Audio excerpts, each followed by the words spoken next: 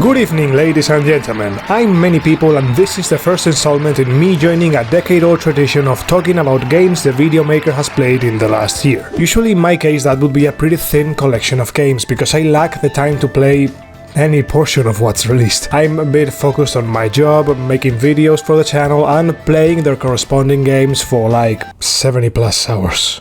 God, I hate open world games. So yeah, this would have been a comedy video of the likes of haha, I didn't play Zelda, so 9.1 out of 10 IGN review, too much water, has a little something for everyone, But I have played some of what's been released this year, which makes it so that I can talk about some of the most successful AAA games and pretend I am a connoisseur when I've only played one indie and isn't even on this list. Be that as it may, 2023 has been really crazy. If not every day, at least every week there's been released one great game after another. It has been absurd, to the point of me becoming saturated of saying, industry, please calm down, I can't keep up with you. Which, yeah, I never could, too few hours in the day, but especially now with everything that has come out. This could be the time when I mention all the big and small releases of the year, but I think I'll pass. We all know the aberrant amount of stuff that has come out this year, you can look it up, it's insane. And usually this would be the time I started cracking up some jokes, but this year I'm not feeling it. What do you want me to say? Again, my intention was to parody some of the most popular games of the year, but what could I say? Forspoken is generic and its main character is so cringe because she makes like Marvel jokes, bathos. Or say something about Hogwarts Legacy, which isn't going to happen. It's a matter of me not feeling it. I can't be funny, it has to come natural and it's just not happening. So yeah, let's talk about some games with no jokes. Number 5. Like a Dragon Ishin is a 2014 game for the PlayStation 4 remade for modern consoles, like the PlayStation 4. See how the comedy comes natural? Ryuga Gotoku has proven that the dragon can copy the dog and just like Naughty Dog did, released the same game 9 years later with a fresh coat of paint, although in defense of the dragon, the original Ishin never left Japan. What can I say? I'm not a Yakuza expert, but it has something that captivates me. However, I'd also admit that I didn't finish Ishin because I got a bit bored, it was a bit repetitive for me. That and the combat is a bit crap in my opinion, and combat is like 80% of the game.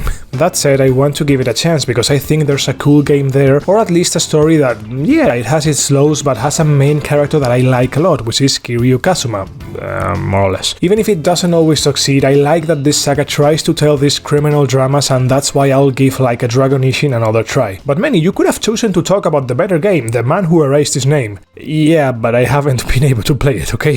When I had some time was in March/April before Zelda. But then another Like a Dragon is coming out and I just can't keep up with the Yakuza saga. They're releasing new titles every few months. And it's easier to get into Ishin because it's a spin-off which has nothing to do with the saga, but the dude who erased his name is about fucking Kiryu and requires like 6 games of context, plus then the Ichiban Kasuga one, the other Like a Dragon, and yeah, it's a bit trickier to play that one. Someday I'll take a good bite out of the Yakuza saga, and then I'll choke naturally, because an entire saga of open world games or open neighborhood games, more than 40 hours long each, it's gonna be complicated. Number 4. Fire Emblem Engage is at the same time the worst and the best game of one of my favorite sagas. Look, you know what? Screw Fire Emblem Engage. Not only did I already make a video of it, but I was disappointed with how bad the story was. Why not do a segment on the new hotness in town? An unknown, obscure indie title from a very unpopular genre that nobody cares about, with an emphasis on its narrative. Number 4. Lies of P is a Souls-like. Thanks for watching, hit the bell and subscribe. Lies of P polishes the formula very well, in the sense that it takes things from Bloodborne, like the fact that most of the game takes place in a city that has a very cool Italy post-industrial revolution vibe, or the sidestep that replaces the role when you're in combat when locked on to an enemy, or Sekiro's parry, which shares a button with the defense and you have to time it just when you're attacked to deflect the enemy blow and raise his stance bar, which will make the enemy stagger open for a devastating blow. I really like how the Berserker puppets fight in this game, and also how they move, how they are in general. I think the game has captured very well the Souls' style of enemies who are crazy, hollow, and attack just because and have ended civilization, but at the same time distancing itself enough to have its own personality, because an entire game of facing robots from Software has not yet done it. But Meni, what about Armored Core? I'm looking forward to continue playing Pinocchio's Bloodborne. In fact, you could say that Lies of P is the Dark Souls of... Number 3. You know this year has been crazy when the sequel of Breath of the Wild is in 3rd place. I'm just kidding. Please don't take this order seriously, I'm just talking about games I've played in whatever order. I did however want to reserve the number 1 spot for a game that I don't think is in many people.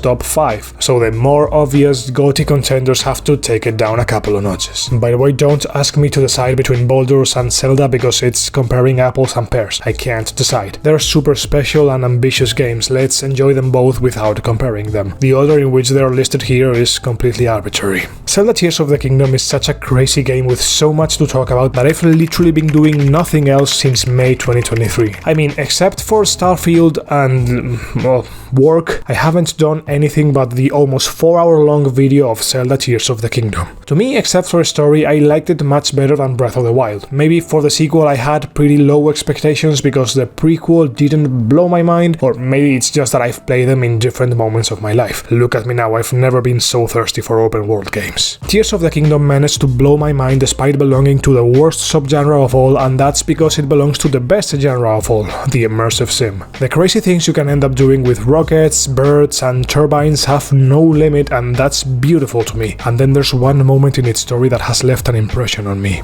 I'll give more details, much more than needed, when I finally get the video out in 2024, which is depressing. Number 2.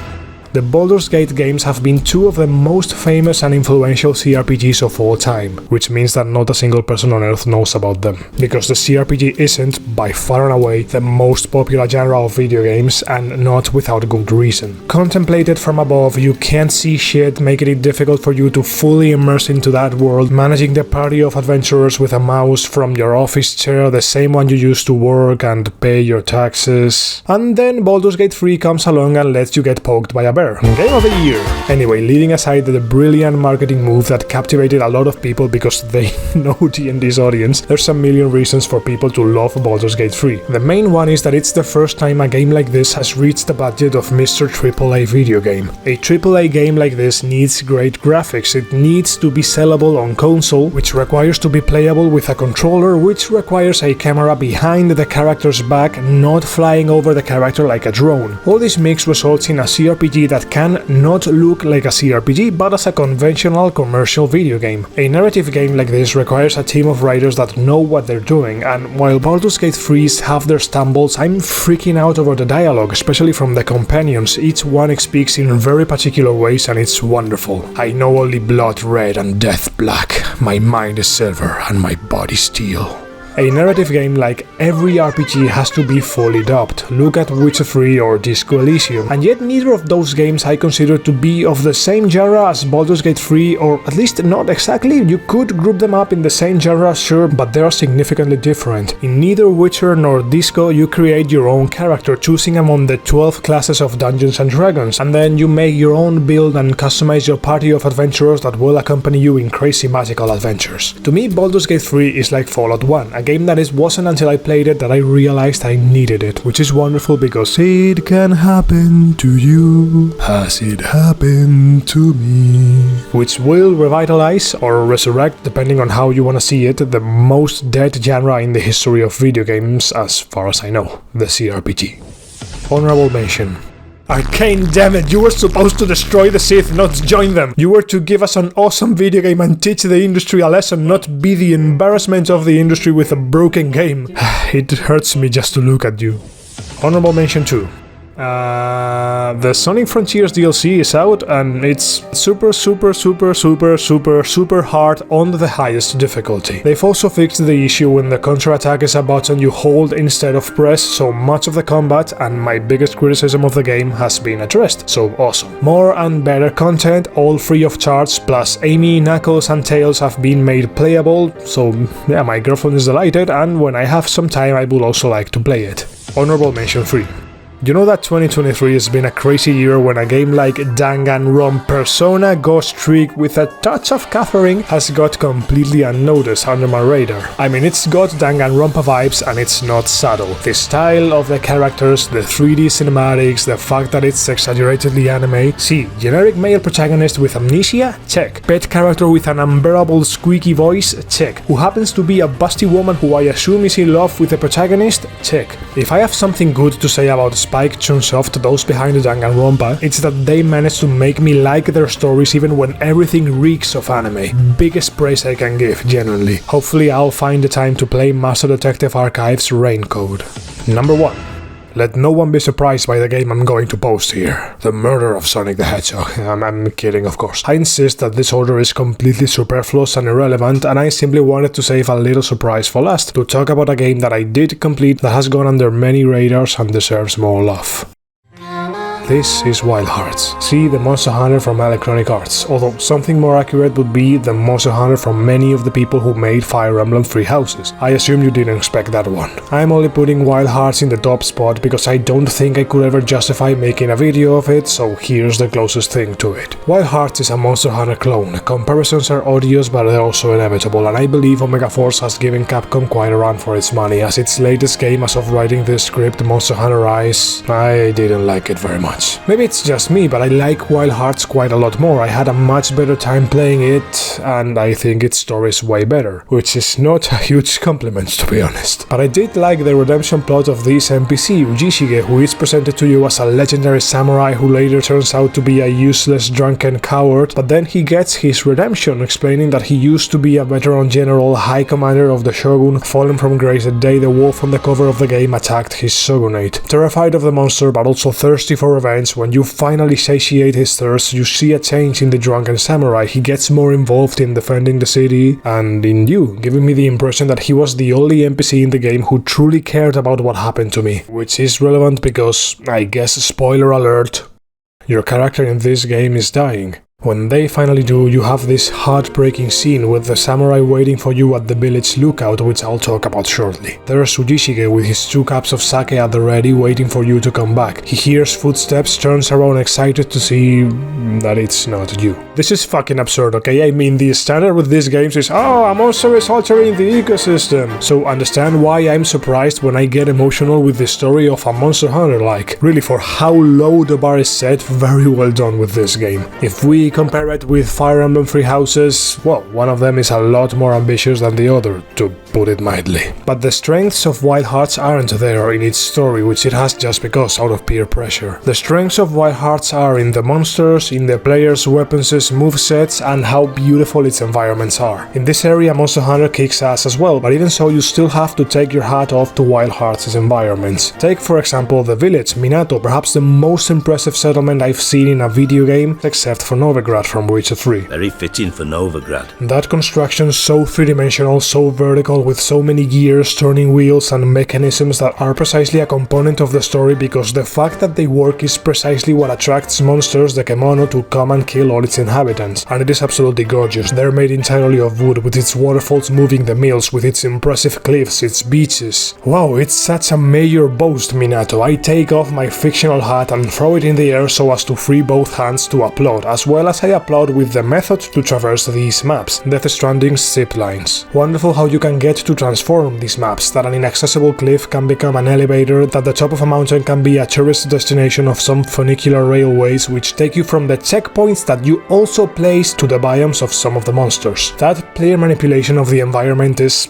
wonderful to me, one of the keys of exploration in video games in my opinion, that the environments are not there just to walk through them, but also for the player to manipulate them at will. And then Wild Hearts' gameplay loop, the combat against the Kemono is amazing, both because the weapons are cool and because the monsters are really cool as well. I mean, there are very few compared to Monster Hunter World plus Iceborne, but what's important to me is that those monsters that are in the game be of quality. And the same goes for the weapons, which are a handful but very cool. The parry umbrella is awesome. I mean, it's an umbrella that parries attacks. The hammer's so freaking cool, nothing more satisfying than jumping, stretching the handle and starting spinning in the air, turning you into a hurricane of death and destruction. Timing the button presses as to not lose the combo, thus breaking with the slow weapons do not require precision, skill and fast reflexes spiel. And in this line we have the Greatsword, which takes the philosophy of the one from Monster Hunter and takes it in another direction, completely new, in which you have the attack that does the most damage in the game and you can charge it, which happens faster if if you stand still, and much faster if you dedicate yourself to deal light attacks to the monster, which you can maximize if you take advantage of the new mechanic of Wild Hearts, the constructions, the karakuris, which unlock some of the most devastating attacks in the game, when not attacks that give you a much desired mobility, which will result in you charging the devastating blow in a couple of seconds and being able to cancel it as soon as you have hit the kemono to put another karakuri and start charging the next, linking several devastating blows and ending with several minutes fights in 1 or 2. The truth is that it's fucking crazy. Half of the weapons in the game I haven't even tried. I was having so much fun with the great sword, the hammer and the umbrella. Wild Hearts is one of my favorite action games, even though it's like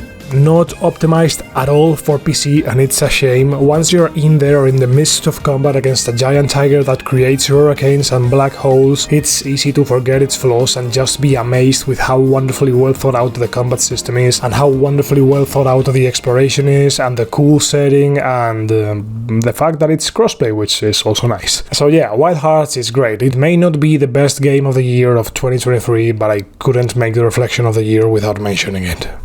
And that would be the games' bit, fellas. Now I'd like to have a few words about the channel and myself, something I don't usually do outside of these important dates. I started this channel over a year ago, making my Witcher 1 video, which I can't watch again, of how much I've improved, how much room for improvement there was, Jesus Christ. After Ghost Tricks' short video, I haven't released anything, which hasn't been great for the performance of this non-existent channel at the moment. But that's because, well, because of work and because of Zelda Tears of the Kingdom's video, which I'm like 2/3 of the way there. Production of my second Witcher video is on the way, and it's a doozy. There are both videos with a lot of passion put into them, so I hope I'm not the only one liking it and YouTube shows them a bit of love. I would love for this channel to grow more than 50 subscribers, to be honest. I would love that the time I invest in this would be rewarded with more people and more money. That's what this has always been about. If not, well, I enjoy making this, so as long as I don't run out of steam nor passion for this, I'll keep making my videos. That said, I wish you a happy new year. May you achieve all your goals, or at least have the strength to try.